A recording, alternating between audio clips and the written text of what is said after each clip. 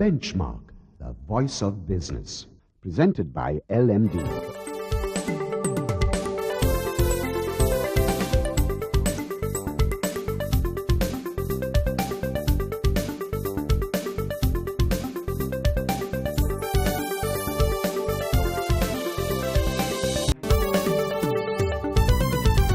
On this edition of Benchmark, the Managing Director and CEO of Ceylon Tobacco Company, Michael Koest, is our guest on Spotlight, where we focus on multinational corporations and how they contribute to Sri Lanka's development. Then, LMD columnist Hasitha Premaratna tackles some of the major concerns for capital markets. And in our closing segment, Nirupti Karyavasam, the product lead of Frontier Research, discusses a special report on the Household Income and Expenditure Survey. That's the lineup for Benchmark. Hello and welcome to Benchmark, the Big Picture Business Program. I'm Savitri Rodrigo.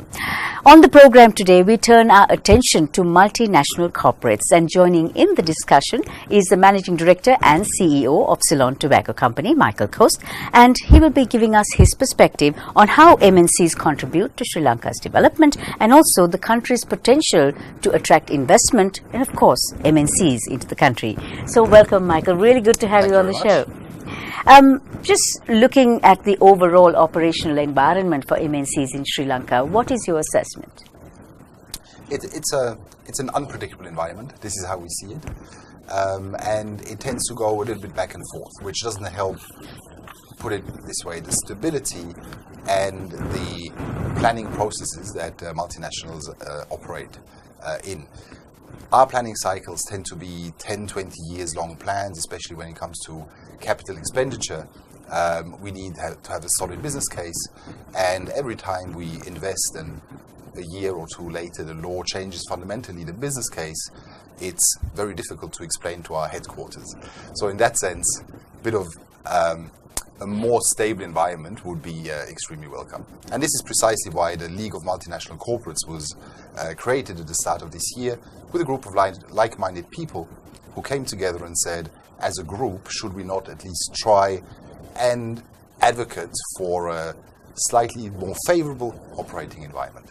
Could you just define a little more about the objectives of the League of Multinational Corporates? Yes, so the objective is to create a communication platform with the government. It's a two-way dialogue. This is how we intend it to be.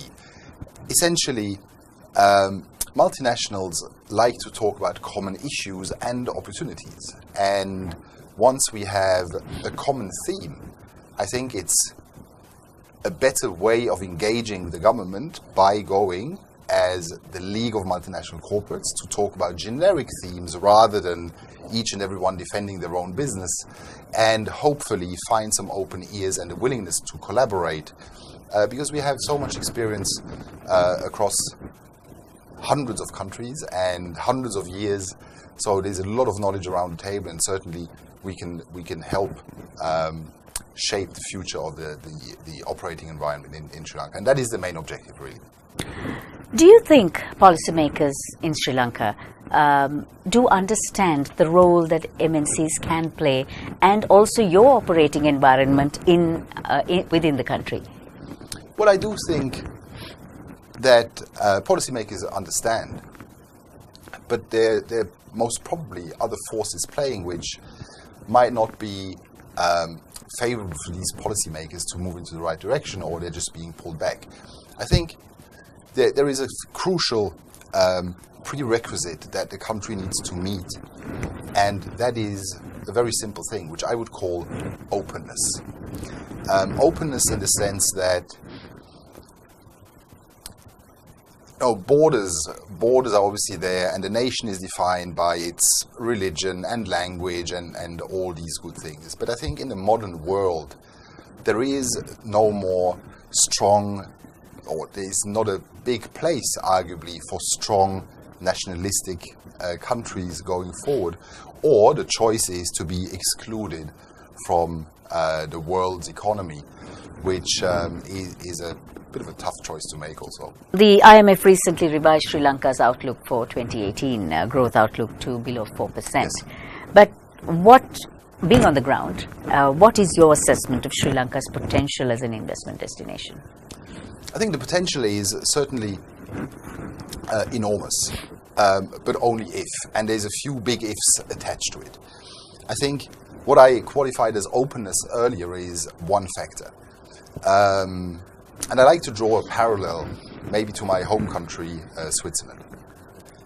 In Switzerland, we have 25% of foreign population. Good or bad, I don't know. No unemployment, no criminality. The economy is doing fantastically well, and everyone knows the banks, the watches, the cheese, the chocolate, and all the good stuff coming from Switzerland. So when I say openness and so on, I think there must be a willingness to accept other people into the country and accept help from other people, not loans, but real help, thinking help and implementation help. If that comes together, be it the location of the country, there's a lot of natural resources, as well as certainly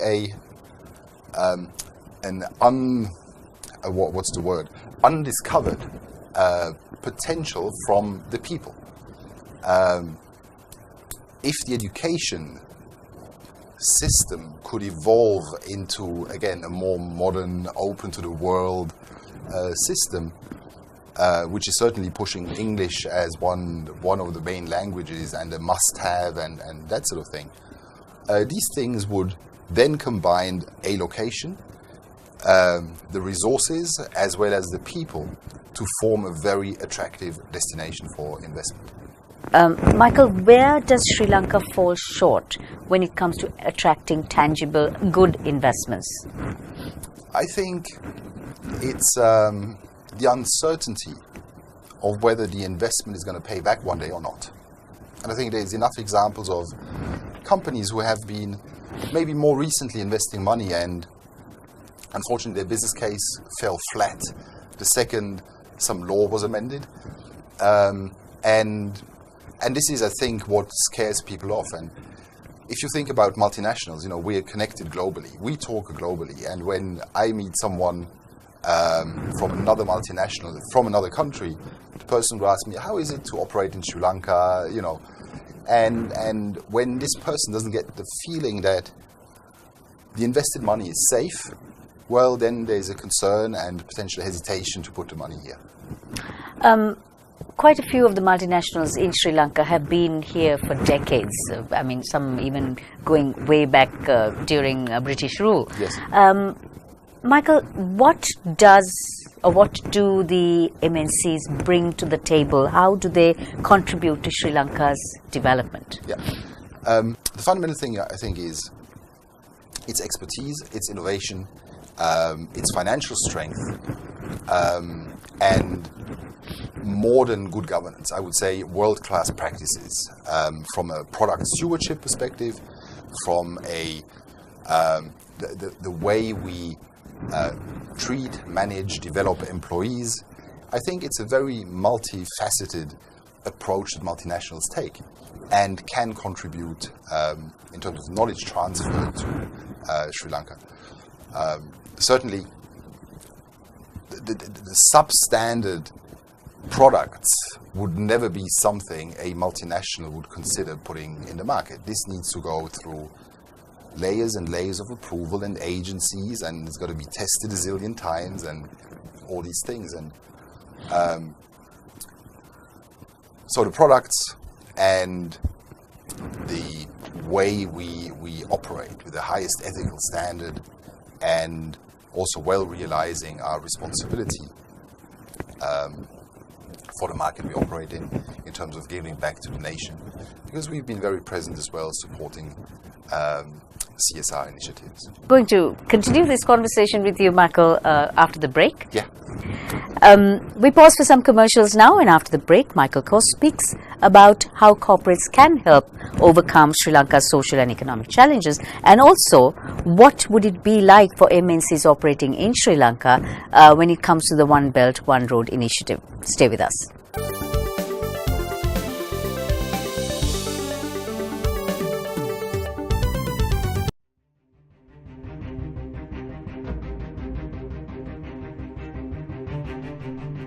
When we entered the industry in 1995, a new star was born as a fully owned subsidiary of People's Bank.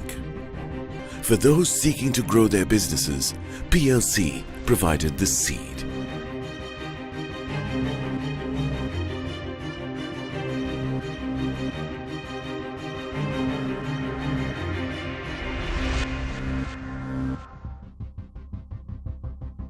We are not only Sri Lanka's #1 leasing company, but also the largest non-banking financial institution. Welcome to a new dawn for the nation. Introducing People's Leasing and Finance, PLC.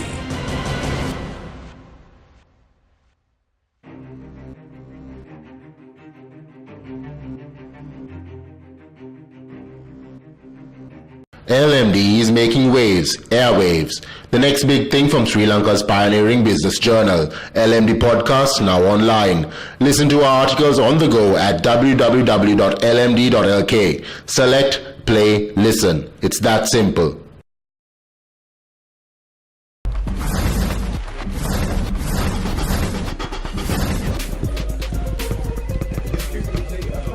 $8,500 done. 1,500 to go. Hoorah! What on earth are you doing? I'm making money. You're crazy. Crazy for money.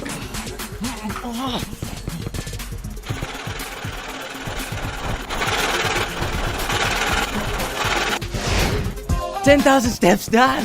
Who the man? I do it every single day. Show me the money.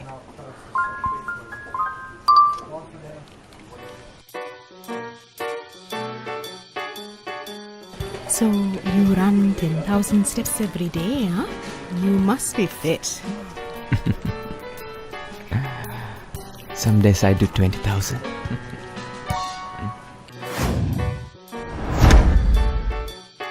Hoorah!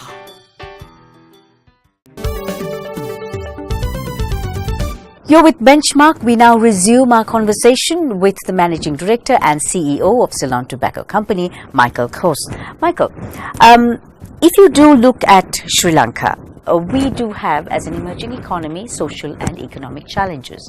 Having MNCs here, there are advantages and I would dare say disadvantages as well. How can corporates help overcome these economic and social challenges? I think I'd like to start with the disadvantages, actually. The one and biggest disadvantage is that someone else has a degree of influence, positive or negative, a different debate, but some degree of influence over the country and brings a certain set of standards that requires a different approach locally. So the disadvantage really is, using myself, let's assume for a second, I'm a Sri Lankan, born in Sri Lanka, educated in Sri Lanka, I don't speak English, and I want to work for a multinational. It might be very hard to get a foot in the door, to be very frank. So the disadvantage is to get better education, higher standards. In my mind, not a disadvantage, but it could be perceived as a disadvantage by some Sri Lankan people, because the history of the country is also such that a lot of foreigners have come in and basically took over the country for a long period of time. And coming out of that history, I fully understand the sentiment that is associated with foreign influence coming in. But that disadvantage will never go away. Again, in my words, an advantage. And the question is, are people accept to go with this disadvantage, i.e. advantage, or not? And if you look at MNCs again, what would you be looking at in Sri Lanka when to attract more MNCs here? Yeah, concretely, I think there needs to be a bit of competition, right? Competition is good. foreign companies competing against Sri Lankan companies defending their position against foreign companies. And as long as everybody gets treated equally, i.e. same laws apply, etc., etc., it's a very healthy thing, because the only thing it does, it raises the standards across the board. And better standards means more attractive products. Think about exports. If Sri Lankan products become better, there's actually a chance Sri Lankan products become attractive on the world market. I'm fascinated by the absence of Sri Lankan brands. I mean, there are a few, and probably the one success story that comes to everybody's mind is Dilma. I mean, Dilma is available, I don't know, probably in 60, 70, 80 countries. Awesome. For the rest, unfortunately, it's generic. It's not branded, right? So a lot of cinnamon is exported to Mexico, but there's no brand. When you put a brand on it, you actually add value, and the whole added value to your base resource or commodity is something that, needs to be developed from scratch in this country. What are the opportunities and risks that you see for MNCs when it comes to China's Belt and Road Initiative? I think opportunities, there's plenty, but I think, the opportunity is not so much in the multinational space. If not for, the indirect development that China will bring through the initiative. If you think about the whole initiative, I mean, there's a lot of money that is being thrown at this plan. I think most of the money will be in form of infrastructure projects, will be in form of maybe manufacturing plants, and will be in form of logistics hubs and platforms. I think this is how it pans out. So for multinationals, if that One Belt, One Road initiative does improve the economy overall in the country, multinationals will benefit through more pricing power, i.e. being able to charge more for your brands. But it's not going to be a huge advantage for multinationals per se. As a final question, Michael, what is your outlook for MNCs operating in Sri Lanka in the medium term? Well, I think there is certainly a belief in the potential of the country. Most of us, and if I look at the founders of the League of Multinational Corporates, we've all operated here for 100 years plus. We have invested millions and millions and millions of dollars. I think that past commitment will be continued in the future. So we see a bright future in Sri Lanka. Of course we do. But because we do, and some others who are not here maybe don't, part of our job is to spread that optimism across businesses abroad to bring more money into Sri Lanka to help the nation's development from the social and economic point of view. So as such, I think the League in itself has a good future because we have engagement weight, because our long-standing tradition, history in Sri Lanka, and the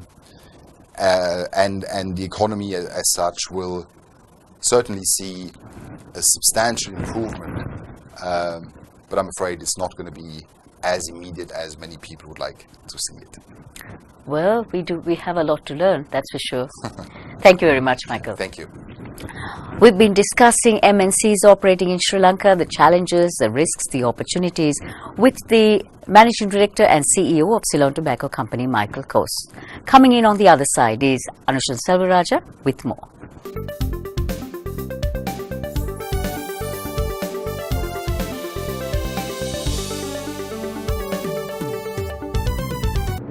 Sri Lanka's #1 leasing company is now the nation's largest and highest rated finance company with 2 international ratings. Let us move the nation as one with People's Leasing and Finance PLC.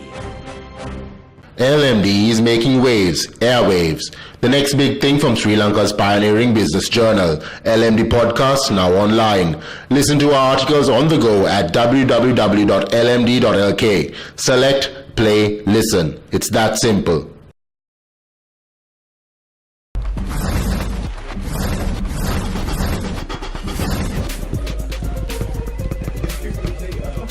$8,500 done. 1,500 go. Hoorah! What on earth are you doing? I'm making money! You're crazy. Crazy for money!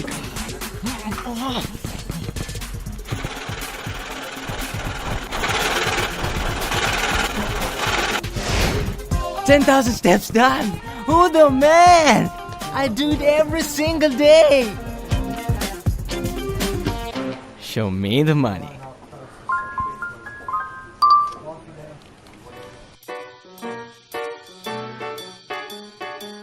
So, you run 10,000 steps every day, huh? You must be fit. Some days I do 20,000.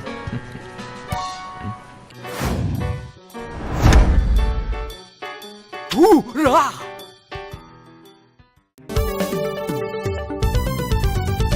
Hello and welcome back to Benchmark. I'm Anshin Servaraja. Now for a closer look at the latest on the bourse. Joining me is market analyst and LMD columnist Hasita Premratna. Welcome back to the show, Hasita. Now, just to start off, what are the problems facing our capital markets right now? No, I think the uncertainty cutting across the global events as well as the local political scenario are certainly hurting the market sentiment. We've seen the all share price index coming down from the 6,000, 6,100 levels down to about 5,700, 5,800 range, which is a substantial drop in the context, but we are not alone in the drop. Most of the emerging markets have seen this decline. On one side, US, China, US, Iran tensions are contributing towards the global markets to panic. Oil has risen a bit from where it was, so the broader economy at large is suffering globally, and in the meantime the US interest rates are going up and the dollar is appreciating, which is again having a bigger impact on almost all the emerging market currencies including Sri Lanka. So we've gone through the pain of the global impacts on one side, and that's clearly having an impact on the global foreign investors in particular, who have been kind of selling and looking to take their money out back to US, even that the US rates are pretty good. So we've seen some outflow from the capital markets as well as from the debt markets. Now recently, Hasita, the president almost arbitrarily, it seems, dissolved the boards of the top three government financial institutions. What sort of impact will this have? I think the overnight decision taken, whether it was done because of a factual reason or whether it was just rumor driven, and especially when the head of state come out with such a powerful statement, it doesn't give any good positive news to the investors or the economy at large. I think most of these appointments, as we know, are politically driven, obviously political appointment, but then having said that, some of the people who are involved, especially at the BOI board, had a lot of qualifications and reasons to be there. So I think the dismissal of the boards is not necessarily because of the individuals who are there or their acts. It's mostly with the political battle between the president and the UNP that seem to be brewing up, unfortunately. So it's a very sad situation. I think at that level of the country, people at the country behaving this way will not definitely give any positive signal to the market at large or to the investors at large. So with all of this then, Hasita, are we a viable investment destination? These uncertainties do happen in the countries and in the world, but the key is that the investors look at the longer term fundamentals, because some of these decisions do have an impact to the longer term fundamentals, but some of them not. So some of them are more sentiment driven, more reaction driven, which need not necessarily a issue for the long term fundamental based investors. So in that light, when you look at people who are investing for the future, investing on fundamentals, should not really worry too much. Traders obviously who are looking at the volatility in the market to play, yes, that's still an opportunity to play the volatility in the market, but right now in the capital markets we are not seeing too much of opportunity, because overall trend has been still on a declining side, and a clear positive upward trend is unlikely to be seen in the short term. Thank you very much for joining us, Hasita. Thank you. That was market analyst and LMD columnist Hasita Premratna. We'll be right back after a short commercial break. Stay tuned.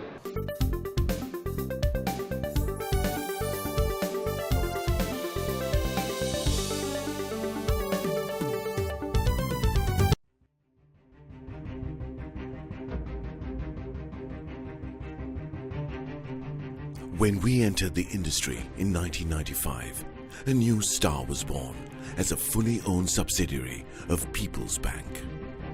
For those seeking to grow their businesses, PLC provided the seed.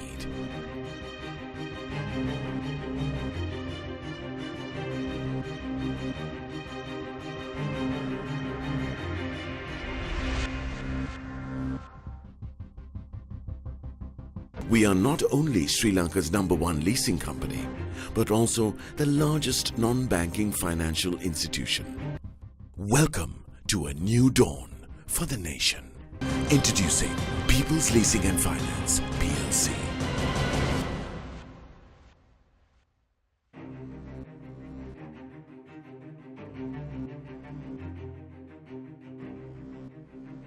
LMD is making waves, airwaves. The next big thing from Sri Lanka's pioneering business journal, LMD Podcast, now online. Listen to our articles on the go at www.lmd.lk. Select, play, listen. It's that simple.